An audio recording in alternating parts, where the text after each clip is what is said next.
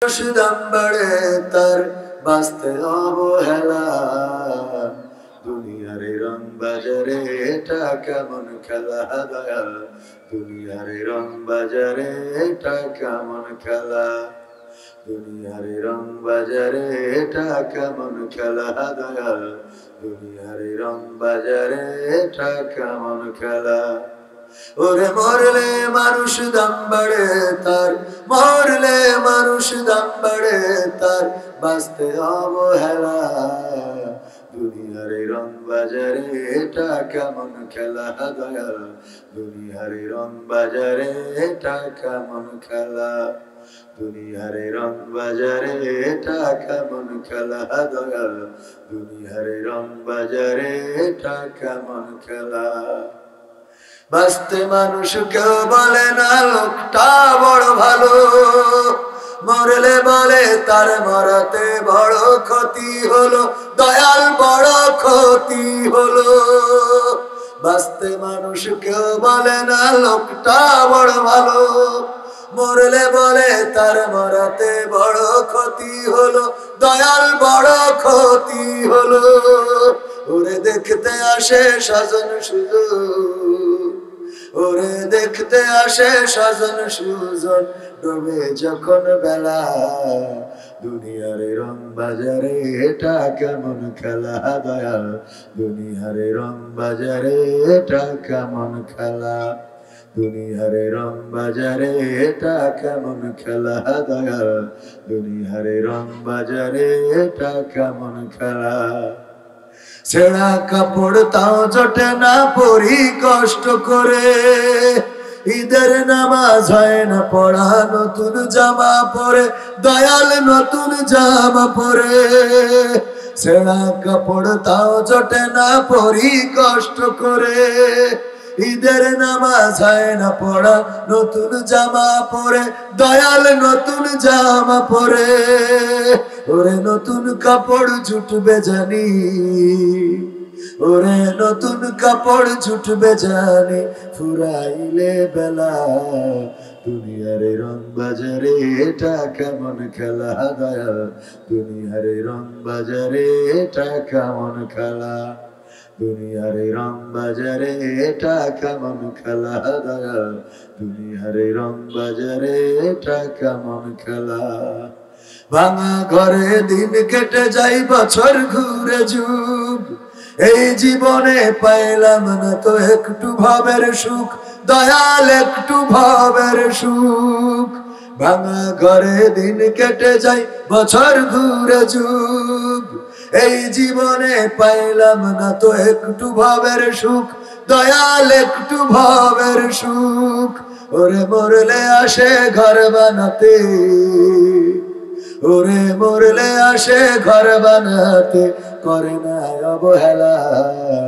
দুনিয়ার রং বাজারে এটা কেমন খেলা দয়াল, দুনিয়ার রং বাজারে এটা কেমন খেলা, দুনিয়ার রং বাজারে এটা কেমন খেলা দয়াল, দুনিয়ার রং বাজারে এটা কেমন খেলা। ওরে মরলে মানুষ দাম বাড়ে তার, মরলে মানুষ দাম বাড়ে তার বাঁচতে অবহেলা। দুনিয়ার রং বাজারে এটা কেমন খেলা দয়াল, দুনিয়ার রং বাজারে এটা কেমন খেলা, দুনিয়ার রং বাজারে এটা কেমন খেলা দয়াল, দুনিয়ার রং বাজারে এটা কেমন খেলা। আর একটু জোরে। আমাদের রফিকুল ইসলাম মাদানী মুহতারামকে হাফিজাহুল্লাহ, ওনাকে দেখলে মনে হয় ছোট মানুষ, আসলে কি ছোট মানুষ? উনি ছোট মানুষ না, উনি মানুষ যতটা, ওনার কলিজা তার থেকে আরো অনেক গুণ বড়, ঠিক না বেঠিক? রফিকুল ইসলাম মাদানী হাফিজাহুল্লাহ, ওনার কলিজাটা অনেক বড়, এত সাহস নিয়ে কথা বলেন যা অনেক লম্বা লম্বা হুজুরাও বলেন, ঠিক না বেঠিক? এবং উনি এই ছোট্ট মানুষটা, আল্লাহ রাব্বুল আলামিন তাকে যেভাবে সৃষ্টি করেছেন, এই মানুষটা নির্যাতনের মধ্যে ছিলেন, জুলুমের মধ্যে ছিলেন, বাতিলের কাছে মাথা নত করে দেন। অনেক আলেম আছে যারা মাথাকে বিক্রি করে দিয়েছে। শেখ হাসিনা পালানোর সাথে সাথে বাইতুল মুকাররমের খতিব পর্যন্ত পালিয়েছে, মসজিদের খতিব পালিয়ে যায়, ইমাম পালিয়ে যায়। তার মানে তারা স্বৈরাচারীদের দোসরের কাছে বা স্বৈরাচারদের কাছে, ফ্যাসিবাদের কাছে তারা তাদের ইমানকে বিক্রি করেছিলেন। এই জন্য তারা এই বাংলাদেশের তাওহীদি জনতার পরে নির্ভর করতে পারেন নাই। যখন ফ্যাসিবাদ পালিয়েছে তখন তাদের সাথে অনেক ইমাম, খতিব, মুয়াজ্জিনও পালিয়ে গিয়েছে, বলেন ঠিক কিনা? কারণ তারা আল্লাহর পরে নির্ভর করতে পারেন নাই। তারা কুল ইন্না সালাতি ওয়া নুসুকি ওয়া মাহইয়ায়া ওয়া মামাতি লিল্লাহি রাব্বিল হাসিনা। হ্যাঁ, ওরা আলামিনের জায়গায় হাসিনারে মেরে দিয়েছে, যা আমাদের প্রতিপালক হাসিন, তার কাছে মাথা নত করেছি। আমাদের জীবন, আমাদের মরণ, আমাদের কুরবানি সব হাসিনার নাম। আছে না নাই? শেখ হাসিনা কিছু বললেই সাংবাদিকদের বলা হয়, প্রশ্ন করেন, কি প্রশ্ন আছে? কয় আপনি যে উন্নয়ন করেছেন বাংলাদেশে, পদ্মা সেতু, মেট্রো রেল, যমুনা সেতু, রূপসা সেতু, চারিদিকে উন্নয়ন আর উন্নয়ন, আমরা বেরোইলেই বাংলাদেশ মনে হয় না মনে হয় আমেরিকা লন্ডনে আছি। এই বলে আমার কথা শেষ করছি। কয় আপনার প্রশ্নটা কি? হ্যাঁ, এই হলো ওর প্রশ্ন। বুঝেন? মানে তেলবাজি এত, কয় প্রশ্ন কি করব? আপনি যা করে দিয়েছেন এনে প্রশ্নই নাই। এই তেলবাজি করা সাংবাদিকেরা এখনো আছে না নাই? আজকে অনাকাঙ্ক্ষিত একটি ঘটনা ঘটেছে। কাফি নামের একটা ছেলে, ইউটিউব, ফেসবুকে আপনারা চিনে থাকেন বা চিনে থাকতে পারেন। কারো পা চাটার জন্য এখানে বসি নাই, পয়েন্টে কথা বলবো, পয়েন্টে আসে। হ্যাঁ, মনে আছে আপনাদের? অনেক প্রতিবাদ, ফ্যাসিবাদের বিরুদ্ধে অনেক প্রতিবাদ করেছেন, এমনকি ছাত্র আন্দোলনে রাজপথে থেকেছেন, সরাসরি নেতৃত্ব দিয়েছেন। রাজপথে গণজোয়ার সৃষ্টিতে তারও ভূমিকা ছিল, অনলাইন অফলাইন। তার কিছু কর্মকাণ্ড যেগুলো নিঃসন্দেহে প্রশ্নবিদ্ধ এবং আনইসলামী, এটাকে আমরা সমালোচনা করতে ন্যূনতম কার্পণ্য বোধ করব না। বই লিখেছে, বই নিয়ে ট্রল হয়েছে, হয়তো লেখার মান ভালো বা মন্দ সেটাও আমি পড়ি নাই, আন্দাজে মন্তব্য করাটাও ঠিক হবে না। অধিক ধারণা থেকে বিরত থাকতে বলেছেন বিশ্ব নবী, আল্লাহ রাব্বুল আলামিন বলেছেন, এটা নবীর কথা না, কোরআনে বলেছেন তোমরা অধিক ধারণা থেকে বিরত রাখো, নিজেদেরকে বিরত থাকো। তো এই জন্য আমরা অধিক ধারণা করব না। এই মানুষটার বাড়িতে আগুন লাগানো হয়েছে, তার কিছু স্বভাব, সিনিয়র জুনিয়র মেয়েদের সে হাত স্পর্শ করা বা বিভিন্ন রকম এই জাতীয় কর্মকাণ্ড, এগুলো নিঃসন্দেহে অনইসলামিক এবং অসামাজিক। এর জন্য তার শাস্তি পাওয়া উচিত, কিন্তু তার বাড়িতে আগুন লাগানোর মতো শাস্তি দেওয়া মোটেও এটাও ইসলামিক নয়, এটাও ইসলামিক নয়। এই কাজ যারা করেছেন তারা আসলে কারা, এটা খুঁজে দেখা দরকার। অনেক সময় মাথায় রাখবেন যে ফ্যাসিবাদের দোসররা এই দেশে কিন্তু অশান্তি এবং বিশৃঙ্খলা সৃষ্টি করার জন্য তারা ওত পেতে বসে আছে, এবং তারা চায় যে যে কোনো মূল্যে এই দেশে এমন কিছু করা যাতে করে দেশের মানুষ বলে যে এর থেকে অতীতে তো ভালো ছিলাম। এবং কাফি এরকম একটা স্ট্যাটাসও দিয়েছে যে কাদের জন্য কথা বললাম, প্রতিবাদ করলাম, রাজপথে দাঁড়াইলাম, কোন স্বাধীনতার জন্য, অথচ আজকে আমার বাড়ি পুরানো হলো। এখন কথা হলো, এই বাড়ি কি আসলে যারা তার বিরুদ্ধে দাঁড়িয়েছে তারা পুরালো, নাকি এই বিরুদ্ধে যাওয়ার সুযোগ নিয়ে ওর বিরুদ্ধে যারা অতীতে ছিল তারা পুরালো? এগুলো তদন্তের দরকার আছে না নাই? এবং এখানেই শেষ নয়, যদি পুড়িয়েও থাকে ফ্যাসিবাদের দোসরেরা, অনেকেই বলছেন যে এই সুযোগে আগুন লাগিয়ে দিয়েছে যারা স্বৈরাচারের বিরুদ্ধে কথা বলে সোচ্চার ছিল, তাদের বিপক্ষে যারা ছিল ওই ফ্যাসিবাদের প্রেতাত্মা, তাদের দোসরেরা, তারা হয়তো আগুন লাগিয়ে দিয়েছে। হলেও হতে পারে, কিন্তু সরকারের দায়িত্ব হলো সেটা খুঁজে বের করা।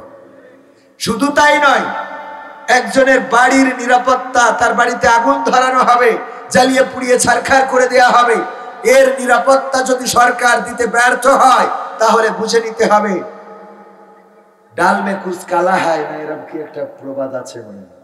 হ্যাঁ, বুঝে নিতে হবে যে এই সরকারের উপদেষ্টা পরিষদেও যারা আছে তারাও চায় এই দেশে একটা বিশৃঙ্খল পরিবেশ তৈরি হোক। ঠিক না বেঠিক? প্রশাসন গতকালকে যখন আসছি রাত্রে 0 পয়েন্টের আগে পুলিশে দাঁড় করালো, চেনার পরে বললো ভাই আপনাকে তো চিনি, ভিডিও দেখি, আপনার কাছে অনুরোধ যে পুলিশের ব্যাপারে মানুষের যে নেগেটিভ ধারণা তৈরি হয়েছে এটার ব্যাপারে একটু পজিটিভলি বলার চেষ্টা করবেন। আমি বললাম আপনারাও একটু পজিটিভ কাজ করার চেষ্টা করবেন। আপনারা আপনাদের কর্মকাণ্ড 5 তারিখের পরে প্রশ্নবিদ্ধ। শুধু তাই নয়, আপনাদের বেনজির সাহেব বলেছেন যে 90% পুলিশ এখনো ফ্যাসিবাদের পক্ষে আছে। এই জন্য চোখের সামনে অন্যায় হইলেও প্রতিবাদ করতে চায় না। 99-এ ফোন করে 999-999-এ কল করে পুলিশকে পাশে পাওয়া যায় না। প্রমাণ আছে না নাই? প্রমাণ আছে। তার মানে ফ্যাসিবাদের দোসর এখনো যারা আছে তারাও চায় যে এই দেশে কিছু একটা হোক, যেন মানুষেরা বলতো। কারণ ইতিপূর্বে পুলিশ এই রাজত্ব কায়েম হয়েছিল। একজন এমপি, একজন মন্ত্রী, একজন আওয়ামী লীগার, একজন ছাত্রলীগ, তাদের যে দাম না ছিল তার থেকে থানার ওসির দাম ছিল বেশি। ঠিক না বে ঠিক? কারণ থানার ওসি জানতো যে আমরা বিনা ভোটেই এই এমপি কে নির্বাচিত করেছি, সুতরাং এমপি সাহেব আপনি এত বড় বড় লেকচার মারলে হবে না, আমাদের নিচে আপনার কণ্ঠ রাখতে হবে। ঠিক না বে ঠিক? এমনকি সরকারের টিকিয়ে রেখেছিল তৎকালীন এই ফ্যাসিবাদের দোসর, তাদের এই বাহিনী, বাংলাদেশ পুলিশ, বাংলাদেশের বর্ডার গার্ড, বিজিবি এবং সেই সাথে আরো র্যাব, ডিজিএফআই, এনএসআই, তারপরে তাদের স্পেশাল কিছু ফোর্স এবং দাদার দেশ থেকে তৈরি করে আনা কিছু বাহিনী দিয়ে ক্ষমতা টিকিয়ে রেখেছিল। আর যার কারণে তাদের এত পাওয়ার থাকায়, এই পাওয়ার চলে গেলে দেখবেন অনেকেই আছে বলে আমি নির্বাচন করলাম, চেয়ারম্যান দাঁড়ালাম, একবার সুযোগ চাই মাত্র আপনাদের কাছে। কয়বার? একবার আপনারা সুযোগ দেবেন। প্রথমবার দাঁড়িয়ে খালি তার বক্তব্য থাকে আপনাদের কাছে এসেছি একটা বার, আপনারা তো অনেককেই ইতিপূর্বে চেয়ারম্যান বানিয়েছেন, আমাকে একবার সুযোগ দিয়ে দেখেন। আচ্ছা, এমন কোন চেয়ারম্যান কি পেয়েছেন যে একবার চেয়ারম্যানি করার পরে তারপরে আর একবারও দাঁড়ায় নাই? আমার দৃষ্টিতে এখনো পড়ে নাই।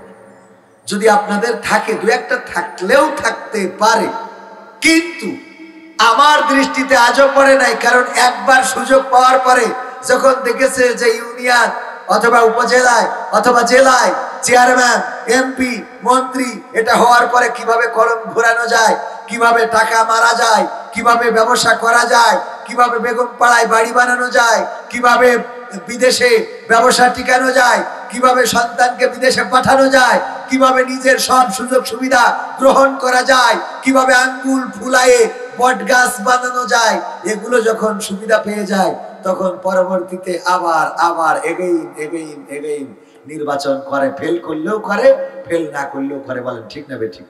তার মানে উনি একবার সুযোগ চান নাই। তেমনি ভাবে এই দেশের প্রশাসনও তারা যে পাওয়ার পেয়েছিল, জনগণের উপরে কলম ঘুরিয়েছিল, জনগণের উপরে লাঠি পেঠা এবং জনগণের উপরে বন্দুক তাক করে। বঙ্গবন্ধু বলেছিলেন আমার টাকায় কেনা অস্ত্র, আমার টাকার কেনা বুলেট আমার জনগণের বুকে বিদ্ধ করা হয়। সেই অবস্থা তারা করেছিল। জনগণ যে টাকা দিয়ে তাদের বেতন দেয়, ভ্যাট, আমাদের জনগণের ভ্যাটের টাকায়, ট্যাক্সের টাকায় তাদের বউয়ের লিপস্টিক, তাদের বউয়ের ব্লাউজ, তাদের বউয়ের সায়া, তাদের বউয়ের শাড়ি, তাদের সন্তানের স্কুল ড্রেস, তাদের সন্তানের পায়ের কেটস, তাদের সন্তানদের লেখাপড়া, এগুলো জনগণের টাকায় হতো। আর এই জনগণকেই তারা আবার বুলেট বিদ্ধ করে দুনিয়া থেকে ওপারে পাঠিয়েছে। বলেন ঠিক কিনা?